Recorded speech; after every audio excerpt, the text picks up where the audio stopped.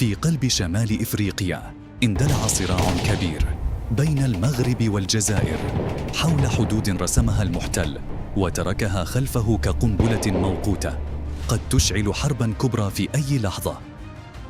بدأت حرب الرمال في الستينيات بتندوف وحاسي بيضاء، ودارت معارك شرسة استمرت شهراً كاملاً، لكن لهيبها ما زال مشتعلاً إلى يومنا هذا. كيف بدأت حرب الرمال؟ وما الذي أشعلها؟ ومن خرج منتصرا؟ المغرب أم الجزائر؟ وما هي المؤامرات الدولية التي زادت من تعقيدها؟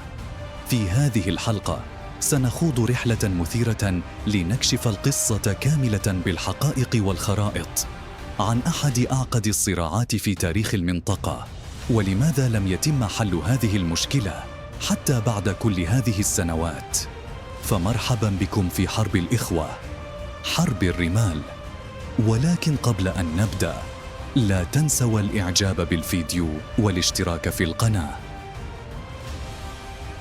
في 8 أكتوبر 1963 اشتعلت شرارة حرب الرمال عندما هاجمت القوات الجزائرية منطقة حاسي بيضاء معلنة السيطرة عليها، وأسفر هذا الهجوم عن مقتل 10 جنود مغاربة ليكون بداية صراع مرير هدد مصير دول المغرب العربي برمتها.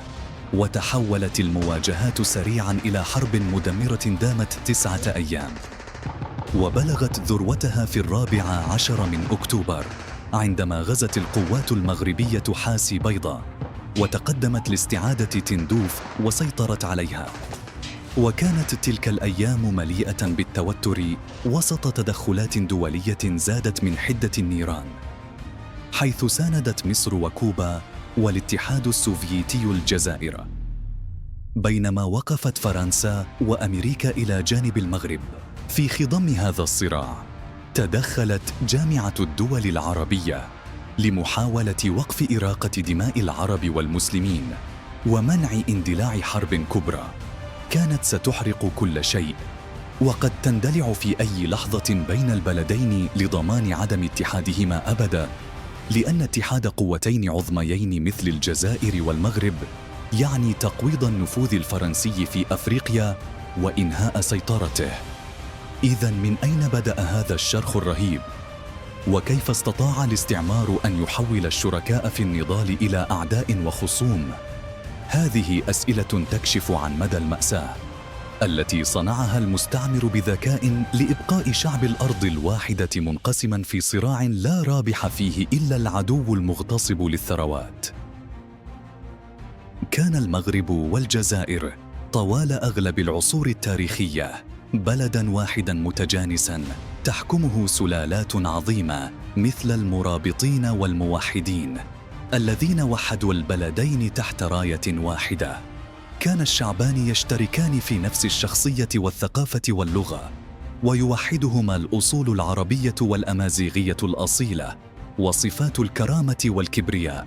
قاتلا معا وحققا إنجازات عظيمة، وحكما غرب البحر الأبيض المتوسط، وكان الدرع البحري للإسلام وأساس أسطوله الضارب. ولكن في عام 1830 انقلبت موازين التاريخ في منطقة المغرب العربي وخاصة في الجزائر. كانت هذه بداية حقبة طويلة من الاحتلال الحديث في شمال إفريقيا، مما أثر بعمق على الهوية الوطنية والسيادة، وأحدث تغييرات جذرية في الخريطة السياسية والاجتماعية. وأصبحت المنطقة عندما غزت فرنسا الجزائر ساحة مفتوحة للمقاومة، فلم يجد المجاهدون ملاذاً إلا في المغرب الشقيق، وهناك وجدوا صدراً رحباً ودعماً غير مشروط، حيث فتح المغرب أبوابه وآوى إخوانه الجزائريين، بل وزودهم بكل ما استطاع من سلاح وعتاد وأموال. وهذا الدعم المتواصل أصاب المحتل الفرنسي بالجنون، فقرر قمعه بالقوة. وحينها غزت القوات الفرنسية مناطق الحدود المغربية بحجة أن هذه المناطق تأوي المقاومة الجزائرية، فدارت معركة إيسلي بين المغرب وفرنسا سنة 1844، وانتهت المعركة بهزيمة الجيش المغربي، حيث اضطر السلطان إلى توقيع معاهدة للامغنية سنة 1845 في هذه المدينة بين المغرب وفرنسا، والتي حددت الحدود بين المغرب والجزائر، وهي معاهدة مثيرة للجدل بسبب غموضها في تحديد الحدود بشكل دقيق، مما أدى إلى صراعات لاحقة. ونصت المعاهدة على تنازل المغرب عن أجزاء من أراضيه الحدودية مع الجزائر، ودفع غرامة ضخمة لفرنسا، ومنع المغرب من تقديم أي دعم أو مساعدة للمقاومة الجزائرية. ومن بين الأراضي التي استولت عليها فرنسا في ذلك الوقت بشار وتندوف، فزرعت بذور صراع مرير بين البلدين، ومن هنا بدأت جذور الخلاف الذي امتد لاحقاً عبر التاريخ، وتسبب في صراع لم يكن بين شعبين شقيقين، بل كان خنجراً فرنسياً خبيثاً غرز في جسد الأخوين، ليبقى الجرح مفتوحاً حتى بعد رحيل المحتل. ففي عام 1912 تآمرت قوات الاحتلال على المغرب، فتوحدت فرنسا وإسبانيا في مؤامرة شرسة لتقسيم أرضه، واضطر المغرب إلى توقيع معاهدة فاس مع فرنسا في عهد السلطان عبد الحفيظ بن الحسن، ووضع المغرب تحت الحماية الفرنسية.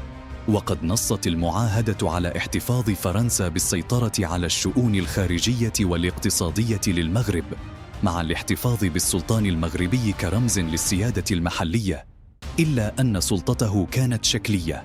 ووفقاً لاتفاق آخر مع إسبانيا، قسم المغرب إلى منطقتين، الأولى خاضعة للحماية الفرنسية التي شملت معظم أراضي المغرب، والثانية خاضعة للاستعمار الإسباني في شمال وجنوب المغرب، أي الريف والصحراء، لتبدأ مرحلة جديدة من الاحتلال والاستبداد.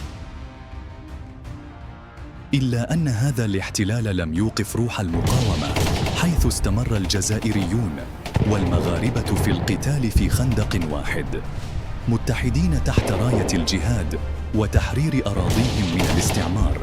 قاتلوا معاً وانتصروا معاً واستشهدوا معاً يداً بيد في وجه المحتل. في سنة 1956 أشرقت شمس الحرية على المغرب، ونال استقلاله من المحتلين الفرنسيين والإسبان بعد كفاح طويل. ولكن وفي خضم ذلك الاستقلال برز حدث خطير، وهو اكتشاف مناجم ضخمة للحديد والمنغنيز في منطقتي تندوف وبشار. حينها أدركت فرنسا أن المغرب بعد أن أصبحت حرة في قراراتها ستطالب حتماً باستعادة تلك المناطق التي انتزعت منها. أمام هذا الواقع الجديد، أصبح الوضع الفرنسي حرجاً للغاية بعد خسارة المغرب، وفي الوقت نفسه كانت المقاومة الجزائرية بمساعدة إخوانهم المغاربة تهز أركان الجيش الفرنسي في كل الميادين. وفي لحظة يأس ولدت في آذان الفرنسيين خطة خبيثة هدفها ضرب وحدة الإخوة وزرع بذور الشقاق، حتى تظل النار مشتعلة بين الإخوة. فاقترحت فرنسا عرضاً مغرياً للمغرب، وهو إنشاء شركة تعدين فرنسية لإدارة المناجم المكتشفة في تندوف وبشار، على أن يتم تقاسم العائدات بين الطرفين. ولكن الشرط الأساسي كان أن يتوقف المغرب كلياً عن دعم ثورة المجاهدين الجزائريين. ولكن الملك محمد الخامس الذي عرف بحكمته ووطنيته رفض الخضوع لهذا الابتزاز، وقالها صراحة لفرنسا: لن نخون إخواننا في الجزائر مقابل أراضينا، هذه قضية حدودية، وسنتوصل إلى اتفاق مع إخواننا الجزائريين بعد أن ينالوا حريتهم، وفرنسا ليس لها الحق في التدخل فيها، ولن نتنازل عن مبادئ الأخوة. ويؤلمنا ألماً شديداً أن تجري في أرض جاراتنا الجزائر الشقيقة معارك يتسع نطاقها يوماً بعد يوم وما أشد رغبتنا في أن تباشر مفاوضات بين جميع من يهمهم الأمر لتسوية النزاع القائم تسوية تتفق وميثاق الأمم المتحدة الذي يعترف للشعوب بحق تقرير مصيرها. وتريد فرنسا بهذا العرض ضمان بقاء المنطقة غير مستقرة بعد رحيلها من خلال زرع النزاعات الحدودية وإشعال الخلافات بين دول المنطقة. لقد كان الملك محمد الخامس حريصاً على حل النزاعات، وبموقف نبيل أرجأ أي نزاع على الأرض المحتلة إلى ما بعد استقلال الجزائر، واستمر في دعم المقاومة الجزائرية حتى آخر يوم في حياته. ولكن في مارس 1961 توفي محمد الخامس تاركاً إرثاً عظيماً من الكرامة والوفاء، وتولى ابنه الحسن الثاني الحكم في وقت كانت فيه الجزائر على أعتاب الحرية، وظل يدعم المقاومة الجزائرية بكل الوسائل مع حرصه على الحفاظ على حقوق المغرب المستقبلية. فطلب من قادة الثورة الجزائرية التوقيع على اتفاقية تعيد تندوف وبشار إلى السيادة المغربية فور استقلال الجزائر. وافق قادة الثورة الجزائرية على هذه الاتفاقية التي جسدت روح التعاون والتفاهم بين الأشقاء. وفي 5 يوليو 1962 أشرقت شمس الحرية على الجزائر، وأعلن استقلالها بعد كفاح طويل ضد المحتل الفرنسي. وكان ذلك اليوم بمثابة بداية جديدة للجزائر، لكنها حملت في طياتها بذور نزاعات مستقبلية زرعها الاستعمار الفرنسي قبل رحيله. في سبتمبر تولى أحمد بن بلة منصب الوزير الأول في الجزائر، ليصبح أحد أبرز الشخصيات السياسية في الدولة المستقلة حديثاً. ورغم دوره الكبير في الثورة الجزائرية، إلا أنه أصبح سبباً مباشراً في اندلاع حرب الرمال بين الجزائر والمغرب، حيث أعلن بحزم أن كل الأراضي المحررة بدماء الجزائريين جزء لا يتجزأ من الجزائر، وأنه لن يتنازل عن شبر منها. وقد كان هذا التصريح صادماً للحسن ملك المغرب، الذي اعتبره إنكاراً للتاريخ والاتفاقيات السابقة بين البلدين. ولتهدئة الأجواء، قام الحسن بزيارة بن بلة، وخلال اللقاء حاول الحسن إقناعه بأن تندوف وبشار ليستا منحة للمغرب، بل هما أرضان مغربيتان أصيلتان، وأن المغرب دفع ثمنهما غالياً عندما دعم الثورة الجزائرية بالمال والسلاح، وأنه خسر أمام فرنسا في معركة إيسلي، وأن المغرب كان بإمكانه استعادة هذه الأراضي لو تجاهلنا دعمكم. الآن بعد استقلال الجزائر حان الوقت لتنفيذ الاتفاق الذي وقعته مع زعماء الثورة. في ذلك الوقت كان بن بلة يخشى على شعبيته السياسية داخل الجزائر، ولا يريد أن يظهر بمظهر الزعيم الذي تنازل عن الأراضي المحررة بدماء المجاهدين، خاصة في ظل المنافسة السياسية مع بومدين وبوتفليقة. وهكذا كانت قرارات بن بلة مدفوعة برغبة في الحفاظ على موقفه، حتى لو كان على حساب الاتفاقات السابقة ووحدة الصف المغاربي. وما إن غادر الملك الحسن الجزائر حتى اندلعت حملة إعلامية شرسة في الصحافة الجزائرية، ووصفت الملك المغربي بأنه صاحب أطماع توسعية، معتبرة الأراضي الجزائرية خطاً أحمر.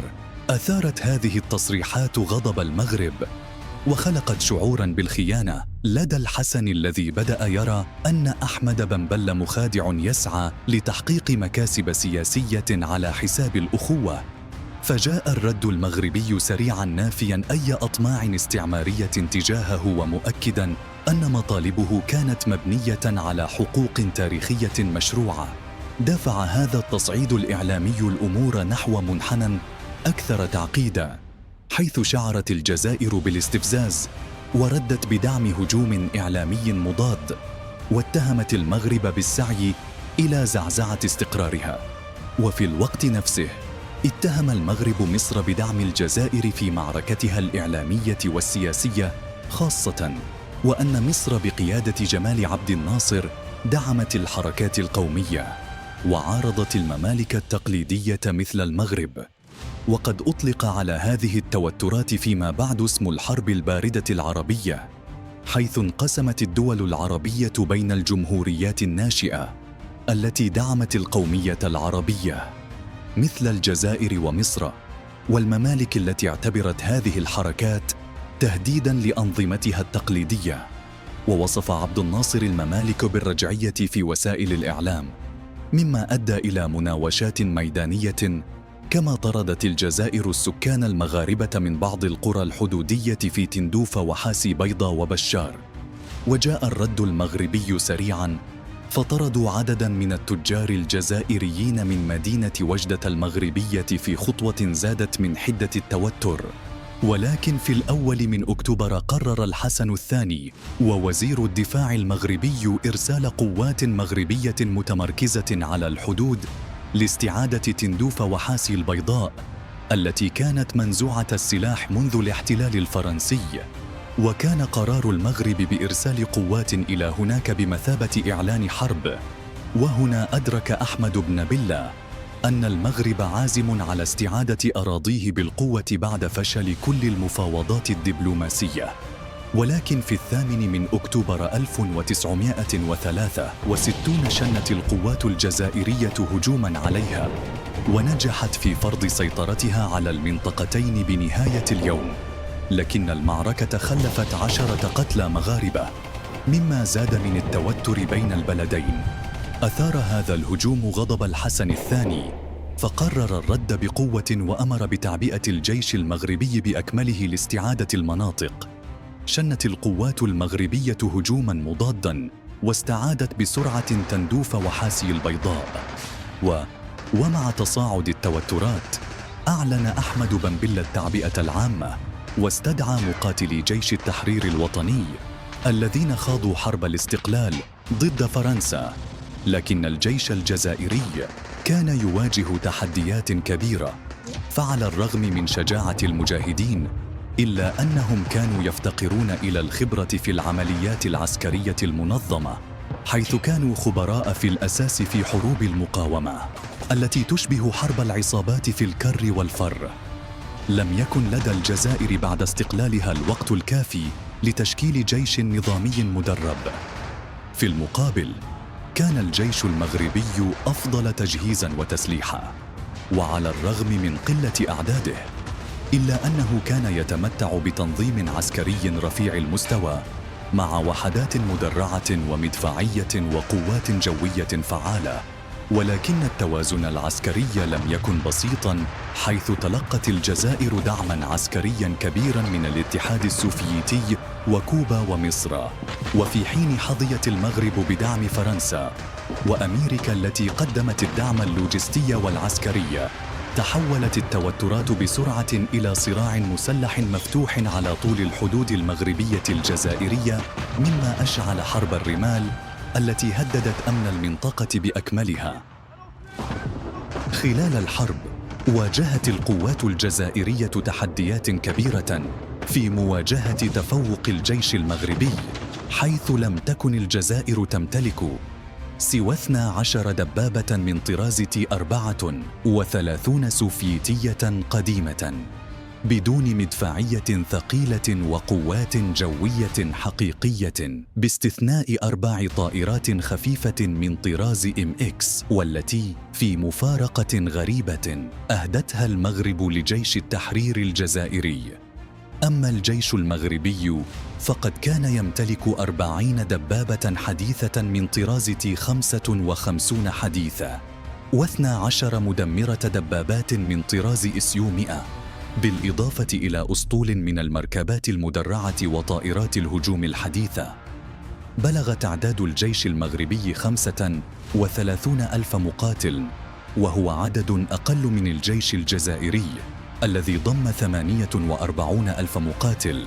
لكن القوات المغربية كانت أفضل تدريباً وتنظيماً وتسليحاً، مما أعطاها اليد العليا في المواجهات. وفي 5 أكتوبر ظهر هذا التفوق العسكري المغربي جلياً خلال معركة حاسي البيضاء، حيث شنت القوات الجزائرية هجوماً واسع النطاق على المنطقة لاستعادتها، لكن القوات المغربية تصدت للهجوم بقوة وألحقت خسائر فادحة بالجزائريين، حيث قتل المئات من الجزائريين في 5 نوفمبر 1963. انتهت حرب الرمال بوقف إطلاق النار بعد أن حقق المغرب انتصاراً عسكرياً واضحاً، لكن الوضع الدبلوماسي الجزائري كان أفضل، حيث كان مدعوماً من الاتحاد السوفيتي ومصر وكوبا، وكانت مصر تتمتع بالثقل الأكبر في العالم العربي، حيث كان الدعم المصري يعني دعم أغلب الدول العربية. ونتيجة للثقل الدولي الذي كان يدعمه الاتحاد السوفيتي، أصبح الوضع الدبلوماسي الجزائري أفضل رغم وضعه العسكري السيء آنذاك. وصلت أخبار إلى ملك المغرب مفادها أن الرئيس المصري جمال عبد الناصر قرر تقديم الدعم العسكري للجزائر، حيث أرسل طيارين مصريين بطائراتهم لمساندتها في مواجهة المغرب، إلا أن العديد من المصادر تنفي صحة هذا الخبر رغم أسر بعض الطيارين المصريين من قبل القوات المغربية، وهم على متن مروحية متجهين إلى قاعدة جزائرية. ونتيجة لذلك اتخذت المغرب موقفاً عدائياً ضد مصر، وطردت أغلب العمال المصريين بل واستدعت سفيرها، وفي القاهرة احتجت بشدة على ما اعتبرته تدخلاً مصرياً في شؤونها. في تلك اللحظة أدرك ملك المغرب أن الجيش المصري الذي كان يعتبر الأقوى في العالم العربي آنذاك كان يدعم الجزائر بشكل غير مباشر. كان الجيش المصري يمتلك قرابة 1000 دبابة وأكثر من 300 طائرة، وهذا يشكل عشرات أضعاف ما يمتلكه المغرب، مما وضع المغرب في موقف لا يحسد عليه. وبدا واضحاً أن أي جولة جديدة من الصراع لن تكون في صالح المغرب، خاصة إذا دخل الجيش المصري ساحة المعركة. وعليه قبل الحسن الهزيمة الدبلوماسية التي فرضتها الجزائر، التي أصرت على حقها في أراضي تندوف وحاسي بيضة وبشار، مؤكدة أن هذه الأراضي جزائرية وليس للمغرب حق فيها. واضطر ملك المغرب إلى القبول بهذه الشروط حتى لا يندلع صراع جديد مع الجزائر. وهكذا انتهت حرب الرمال بانتصار عسكري للمغرب، ولكن بانتصار دبلوماسي للجزائر في السيطرة على الأراضي المتنازع عليها. وتم تبادل للأسرى بين المغرب والجزائر، حيث أطلق المغرب سراح 380 أسيراً جزائرياً مقابل 57 أسيراً مغربياً، كما أطلق المغرب لاحقاً سراح الطيارين المصريين، وذلك بعد لقاء الحسن بجمال عبد الناصر. ومن بين هؤلاء الضباط الرئيس المصري حسني مبارك. أما عن الأراضي المتنازع عليها، فيرى البعض أن هذه الأراضي تاريخياً وقانونياً هي حق للمغرب، وخسرها المغرب وهو يدافع عن أشقائه الجزائريين. وقد ساهم أحمد بن في تعقيد الوضع السياسي الذي كان همه الأساسي السيطرة على السلطة في الجزائر والظهور بمظهر البطل أمام الشعب الجزائري، لكن هواري بومدين قام بانقلاب عليه وأزاحه عن السلطة واستولى على قيادة الجزائر. مشاهد الحرب بين أبناء الوطن الواحد تدمي القلوب، ولا أحد يفرح بهذه الحرب التي انتهت فعلياً في 5 نوفمبر 1963، إلا أن تأثيرها كان شديداً، ولا تزال الأحقاد والكراهية مدفونة بين الأشقاء في المغرب والجزائر. العلاقات بينهما لا تزال متوترة إلى يومنا هذا، حيث تشعر المغرب بخيبة أمل تجاه الجزائر لأنها فقدت أراضيها أثناء دعمها لحركة المقاومة الجزائرية ضد الاحتلال الفرنسي، بل إن المغرب تعرض للاحتلال نتيجة لهذا الدعم. وهذا يعني أن المغرب قدم تضحيات كبيرة من أجل الجزائر، وليس من العدل أن يتم الاستيلاء على أراضيها من قبل الأشخاص الذين كانت طيبة معهم. أما الجزائر فترى أن الحفاظ على وحدة أراضيها واجب وطني لا يمكن التنازل عنه، وقد تسلمت حدود الجزائر على هذا النحو وستسلمها للأجيال القادمة، كما هي حتى لا يذكر في التاريخ أن أي رئيس تنازل عن أرضه، فكل طرف كان له دوافعه التي بنى عليها مواقفه. ورغم مرور عقود طويلة على حرب الرمال، فإن هذا الخلاف الحدودي ما زال يثقل كاهلها. وفيما يتعلق بالعلاقات بين البلدين، فإن حدة التوتر المستمر تعكس عمق الخلاف، بينما يبقى السؤال الذي يشغل بال العرب والمسلمين: متى تنتهي هذه الأزمة ومتى تعود الأمور إلى نصابها بين البلدين الشقيقين؟ وما هو الحل الأمثل لتجاوز هذا الخلاف التاريخي؟ وفي رأيكم من هو الأحق بهذه الأراضي المتنازع عليها؟ شاركونا بآرائكم في التعليقات لفتح حوار بناء حول هذه القضية التي تهمنا جميعاً.